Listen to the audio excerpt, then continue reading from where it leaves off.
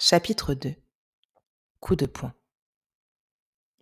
Elle a des capacités, commenta Rogue, le regard fixé sur la porte avec un regard pensif. Vous n'avez pas idée, soupira McGonagall, fronçant les sourcils alors que les protestations d'Hermione se faisaient de plus en plus bruyantes. Elle s'est beaucoup entraînée avec Horace et moi-même. Je peux voir cela, acquiesça-t-il, posant les yeux sur Drago. Peut-être qu'elle sera en mesure de le supporter. Elle en est capable, lui assura la directrice. Sévrus, les barrières anti-transplanage seront remises en place dans peu de temps, et je pense qu'il sera plus facile de lui expliquer la situation si vous n'êtes pas là. Je suis resté trop longtemps de toute façon, acquiesça-t-il, avançant de quelques grands pas vers le jeune sorcier plongé dans son fauteuil. Souviens-toi de ce que nous avons dit, Drago. Vous me laissez vraiment ici questionna-t-il, sifflant les mots entre ses dents. Avec ces gens, c'est n'importe quoi. Essaye de te souvenir que tu es en danger, conseilla son vieux professeur de sa voix rauque et condescendante. Et ces gens sont les seuls à être prêts à t'offrir un endroit où rester.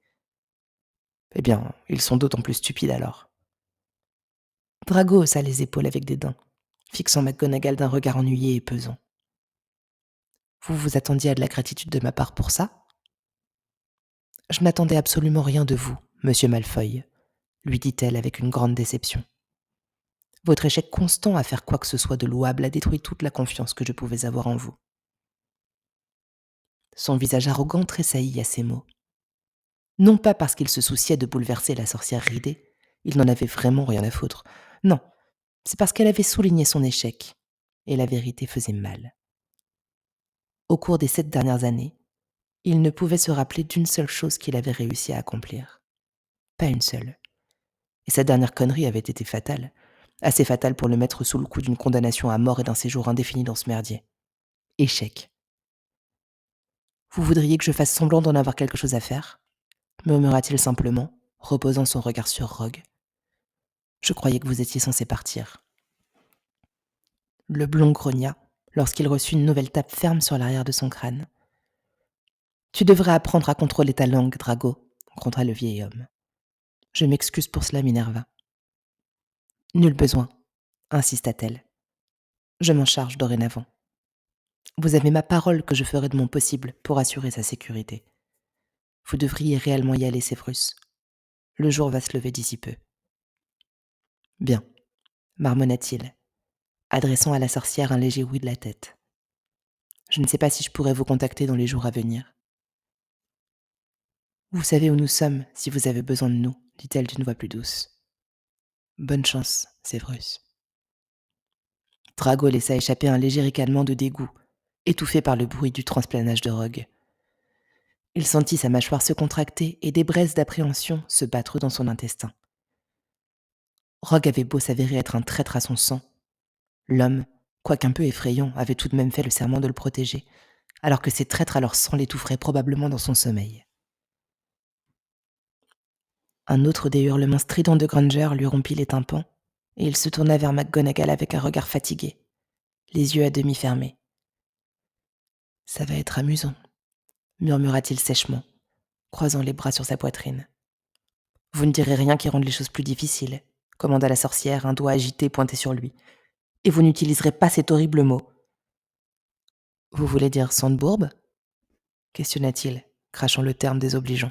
« Je vous préviens, Malfoy, persista-t-elle, vous ne faites que rendre les choses plus difficiles pour vous lorsque vous agissez de la sorte. »« Juste finissez-en, grogna-t-il en frottant ses yeux. Les cris de la Sandbourbe faisaient résonner contre ses tempes les battements douloureux de son cœur, et la chaleur alourdissait ses paupières. Il voulait vraiment un peu de sommeil. Il est presque 3 heures du matin et j'aimerais bien me reposer un peu. « Et je suis sûre que vous aimeriez le faire dans un lit, » dit-elle lentement, le toisant de haut. « Je sais que vous n'avez pas dormi dans un lit décent depuis un certain temps, monsieur Malfoy. » Où est-ce que vous voulez en venir ? Si vous insistez pour rendre cela plus difficile que nécessaire, expliqua-t-elle, avançant de quelques pas vers l'armoire, alors je pourrais bien décider de ne pas vous laisser dormir dans un lit, ou d'utiliser la douche, ou peut-être... Très bien, j'ai compris, marmonna-t-il, lui lançant un regard agacé. Finissez-en. Vous feriez également mieux de retrouver les bonnes manières, conseilla-t-elle en arrivant devant la porte de l'armoire. Avec un soupir déterminé, La directrice ouvrit la porte et fronça les sourcils en constatant le désordre. La lutte d'Hermione avait détaché quelques étagères, et la jeune sorcière avait gagné quelques bleus dus à la pluie de livres qui lui étaient tombés sur la tête. Elle interrompit ses coups quand elle remarqua la présence de McGonagall dans l'encadrement de la porte, son torse se soulevant et s'abaissant lourdement contre les cordes. La vieille femme, qui sortit sa baguette afin de faire léviter Hermione jusqu'au bureau, soupira lorsque son élève reprit ses tentatives visant à se libérer. Drago résista à l'envie de cracher les mots qui lui titillaient la langue, étant pressé de passer une nuit de sommeil confortable. Granger ressemblait à quelqu'un que l'enfer aurait englouti puis recraché. Sa mine était affreuse, ses cheveux chaotiques tombant sur son visage comme des feuilles d'automne, ses yeux tachés de rouge et ce qui semblait être une bouche dépourvue de sommeil. Bien. Il était satisfait qu'elle souffre, satisfait que quelqu'un d'autre que lui souffre. « Enlevez-moi ces choses !» cria-t-elle, les yeux humides de larmes alors qu'elle lévitait à quelques centimètres du sol. « Il faut que vous vous calmiez, Miss Granger. »« Je ne me calmerai pas !» refusa-t-elle, sa voix tremblante, trahissant une pointe de peur. « Qu'est-ce que... Je vous promets que je vais tout vous expliquer, » tenta-t-elle pour la calmer. « Il faut que vous vous calmiez, Hermione, s'il vous plaît. » Elle respira profondément à de multiples reprises et ravala l'angoisse coincée dans sa gorge. Elle n'avait même pas encore remarqué le jeune sorcier. « D'accord, » murmura-t-elle. « D'accord, mais enlevez-moi ces cordes, s'il vous plaît. » Avec un moment d'hésitation, McGonagall leva le sort, et les pieds d'Hermione atterrirent sur le plancher, avec un petit bruit sourd. Elle glissa ses paumes sur les traces laissées par les cordes et étudia la directrice comme une étrangère. Elle toussa pour éloigner un sanglot confus et s'avança d'un pas vers le centre de la pièce, ignorant qu'elle s'était rapprochée de Malfoy. « Pourquoi Rogue était ici ?» interrogea-t-elle enfin, décidant que le silence était trop frustrant.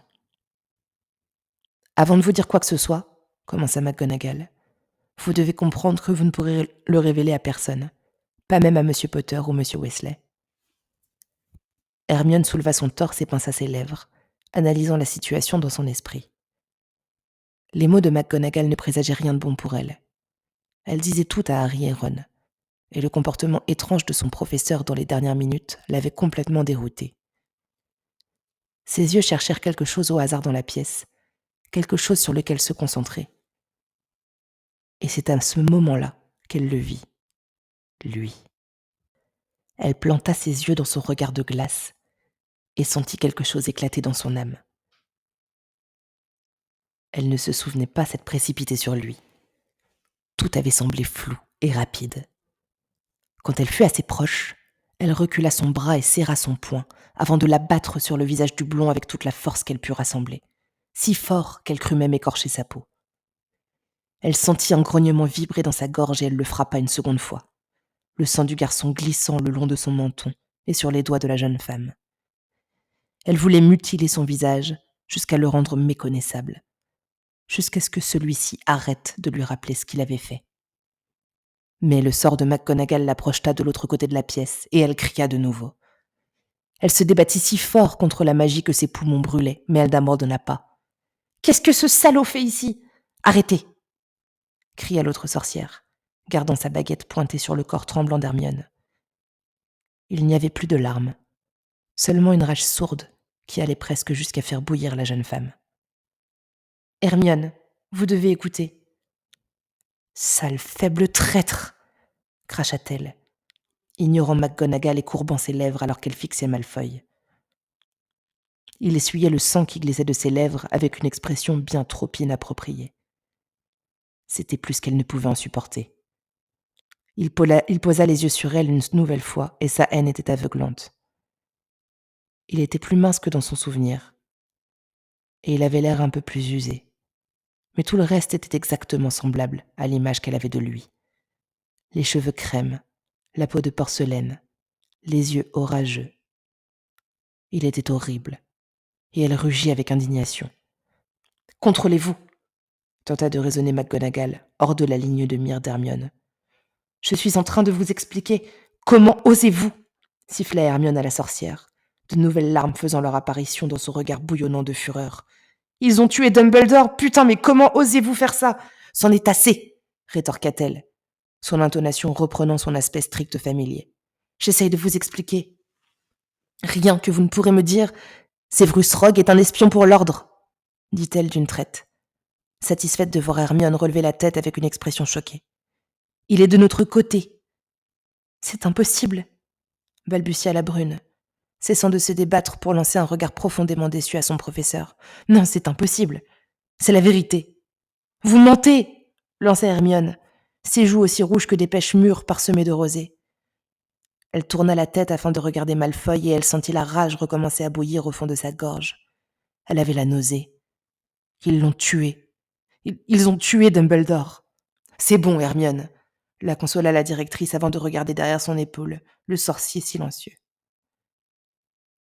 Il était toujours assis sur sa chaise à tenter d'arrêter le saignement de sa lèvre. Monsieur Malfoy, j'ai besoin de parler seul à Miss Granger.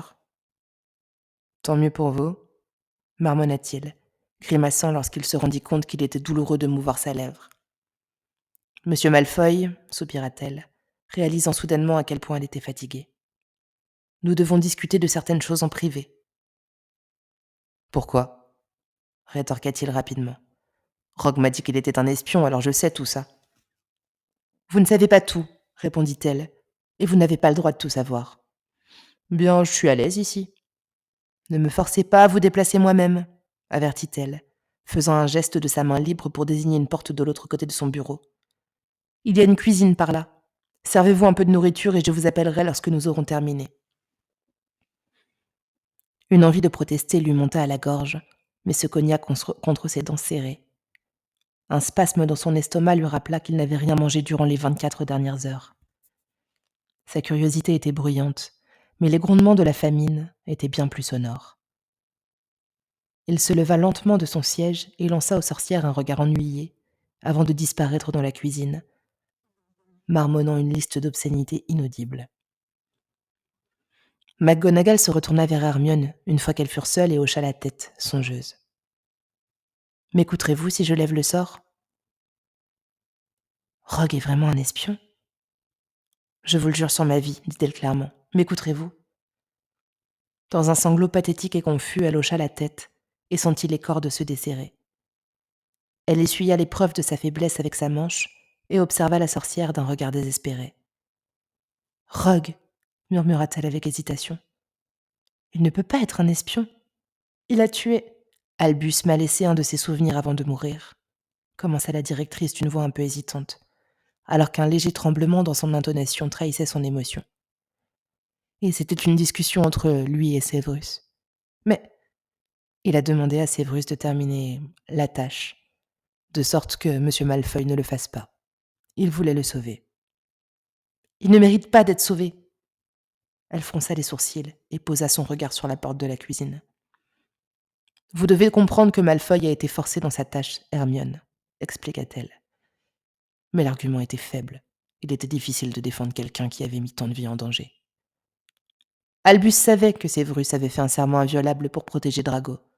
Il a donc demandé à Severus de le faire à sa place. « Est-ce que Malfoy sait tout ça ?» interrogea-t-elle, crachant son nom comme un poison. « Je ne pense pas. » McGonagall secoua la tête. « Il sait que Severus est un espion pour l'ordre, ce qui fait de vous la 4e personne à le savoir. Personne d'autre ne le sait, et j'aimerais qu'il en reste ainsi. » Alors pourquoi Rogue était ici ? Venir ici avec lui n'était-il pas dangereux ? La sorcière soupira. Il m'a demandé de protéger M. Malfoy à partir de maintenant. Quoi ? Aboya Hermione, arquant un sourcil. Et pourquoi on devrait faire ça ?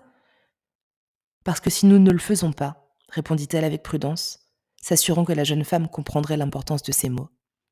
Alors Voldemort trouvera M. Malfoy et le tuera. Mais ce serait pas une grande perte ? Et ensuite, le serment tuera Rogue, continua-t-elle, ignorant les mots durs de la sorcière. Et puis si M. Malfoy quitte cet endroit, alors il pourra révéler le secret de Severus et sera tué de toute façon. Hermione faiblit. Rogue était un espion, l'un des leurs. Et par-dessus tout, dit McGonagall, la remenant à la réalité, si nous ne protégeons pas Drago Malfoy du danger, alors le sacrifice d'Albus n'aura servi à rien. Hermione sentit quelque chose tomber dans sa poitrine.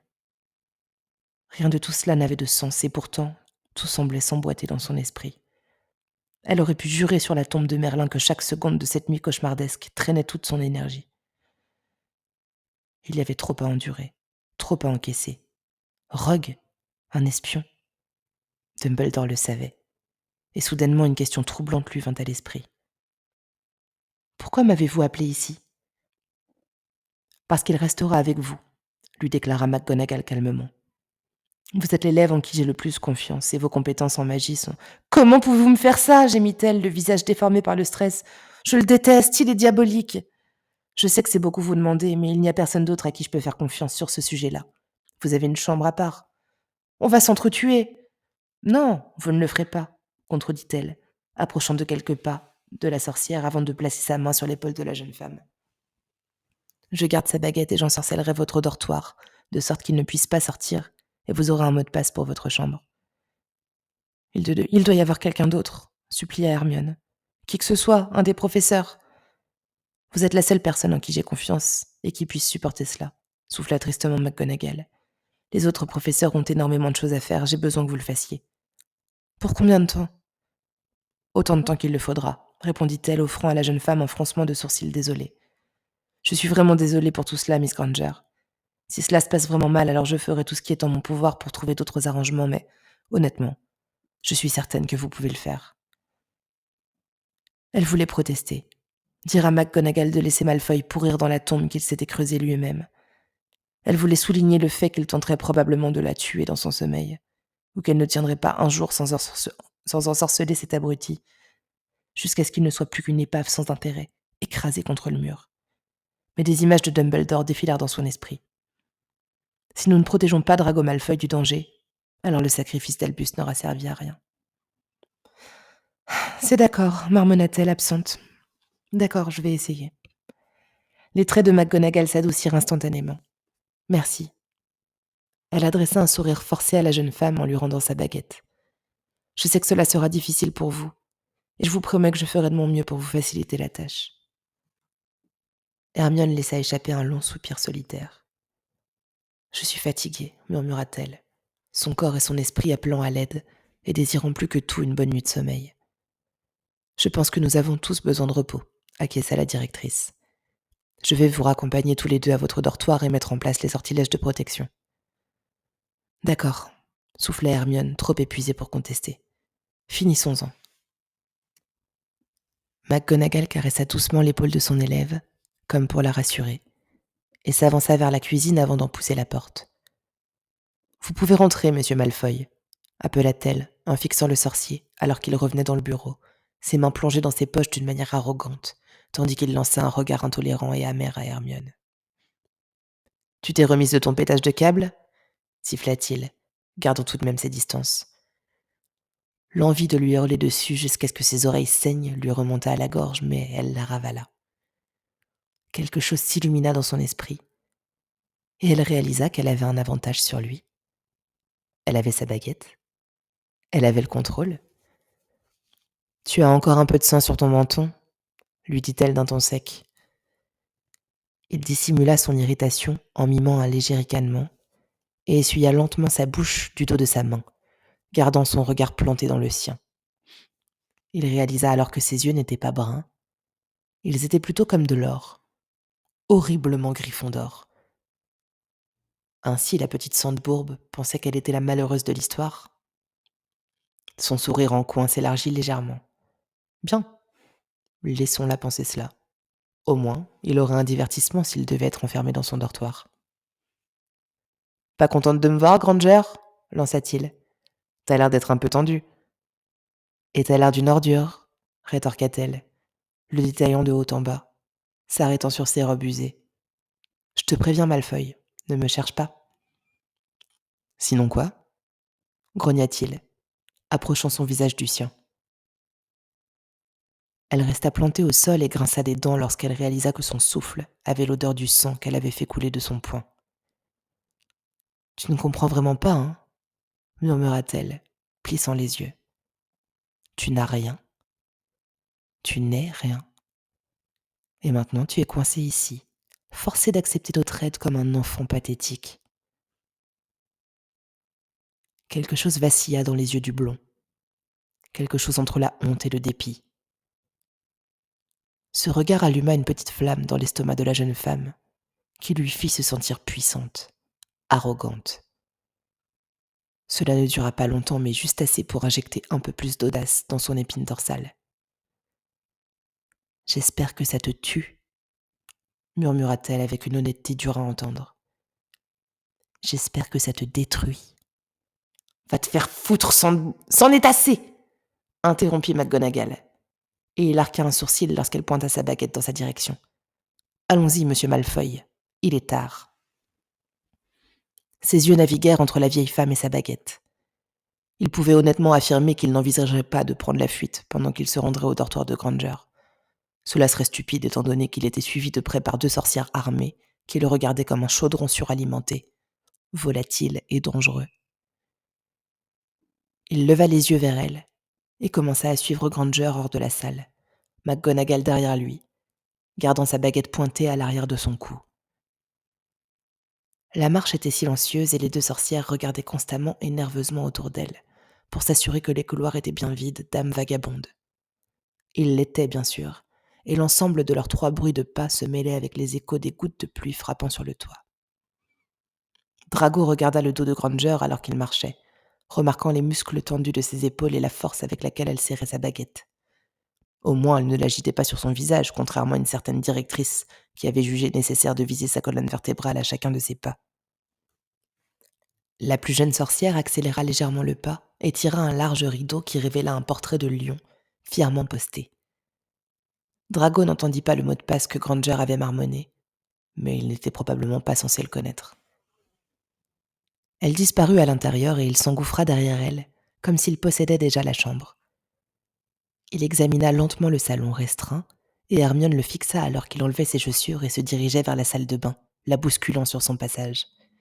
Elle s'apprêtait à lui crier dessus, mais il claqua la porte derrière lui, en un fracas qui la fit grimacer. « Enfoiré !» siffla-t-elle silencieusement, pivotant sur ses sales talons pour faire face à McGonagall, et lui lancer un regard concerné. « La mise en place des sortilèges sera longue. J'aimerais aller me coucher. » Juste quelques minutes, assura le professeur, donnant un mouvement sec de poignet et guidant sa baguette autour de la porte. L'incantation complexe sonnait plus comme une berceuse aux oreilles d'Hermione, et ses paupières étaient aussi lourdes que la pierre. Elle entendit la douche s'allumer, et l'eau coulante s'ajouta aux mots de McGonagall. Elle était tellement épuisée, et la nuit avait causé des dommages à son esprit. Elle voulait seulement s'allonger dans une pièce sombre et accepter ses rêves, ses cauchemars. Elle fut sortie de sa transe lorsque la directrice bougea dans son champ de vision, ses lèvres articulant des mots silencieux. « Pardon ? » ?»« J'ai terminé, » lui dit doucement McGonagall. « Je dois vous le rappeler, Miss Granger. Cela doit rester d'entre nous. »« Je sais, » répondit-elle. Et elle le savait vraiment. Elle s'était largement familiarisée avec les secrets durant les 6 dernières années, et la plupart avaient laissé des traces.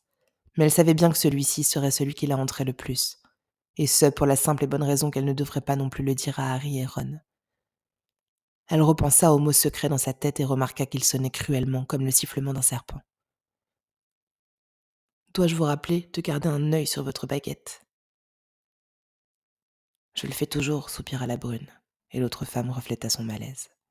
« Je sais que cela va être dur pour vous, » admit McGonagall, « mais j'espère que vous ne me décevrez pas, Hermione. » Elle regarda la vieille directrice disparaître de la pièce, et se sentit soudainement ridiculement claustrophobe. Elle tourna la tête pour poser ses yeux sur la porte de la salle de bain, et se mordit nerveusement la lèvre. Glissant ses doigts dans ses cheveux ébouriffés, elle traîna des pieds jusqu'à sa chambre, gardant des yeux inquiets rivés sur la porte. Elle marmonna son mot de passe, loutra, et s'engouffra dans sa chambre. Elle ne prit pas la peine de se déshabiller, et s'effondra tout simplement sur son lit en une chute disgracieuse, puis s'enroula dans les draps et les couvertures. Elle regarda par la fenêtre et vit que le ciel était noir, mais l'hiver avait cet effet sur les couleurs et les humeurs matinales. Les appels des premiers oiseaux le confirmaient, et elle jeta un coup d'œil à sa pendule, se rendant compte qu'il était presque 4 heures du matin. Elle remercia Merlin que l'on soit vendredi et qu'elle n'ait pas classe le lendemain, se demandant toutefois si elle devait vraiment remercier qui que ce soit, suite aux événements de la nuit. Le son des gouttelettes de la douche de Malfoy était bruyant et net. Les bruits résonnaient dans sa chambre et servaient de rappel moqueur de la présence de son nouveau colocataire. Ses tempes battaient sous le coup du stress et elle savait que malgré la fatigue, elle aurait du mal à trouver le sommeil. Une demi-heure passa, avant que l'eau ne s'arrête, et elle pouvait entendre les mouvements de Malfoy alors qu'il se dirigeait vers sa chambre. Elle gémit dans son oreiller et attrapa sa baguette avant de marmonner un rapide sort d'impassibilité sur sa chambre pour insonoriser la pièce, en espérant que celui-ci tiendrait jusqu'au lendemain. Draco glissa ses doigts dans ses cheveux humides et joua avec l'ourlet de sa serviette. Il ne pouvait même pas décrire à quel point il était bon d'avoir enfin pu prendre une douche décente, de se sentir à nouveau propre. Ses yeux parcoururent la chambre, accouchée, décorée aux couleurs de Gryffondor avec un grognement répulsif. C'était donc là qu'il resterait, au cœur de ce chaos rouge et or. Il entendit un bruit distant qui semblait être Granger bougeant dans son sommeil. Il pouvait entendre ça. Génial. Au moins, le lit était confortable. Il se débarrassa de la serviette et choisit de dormir nu, décidant que couvrir sa peau fraîchement lavée avec ses vieux vêtements sales le dérangerait. Ses yeux tombèrent sur la marque des ténèbres, contrastant avec sa chair blême, et il en traça le contour du bout de son doigt, grimaçant dans l'obscurité, avant de tomber de nouveau dans les draps attrayants et de fixer le plafond. Le ciel avait pris une sale teinte indigo lorsqu'il réussit finalement à attraper ce sommeil insaisissable qu'il avait tant désiré depuis des mois.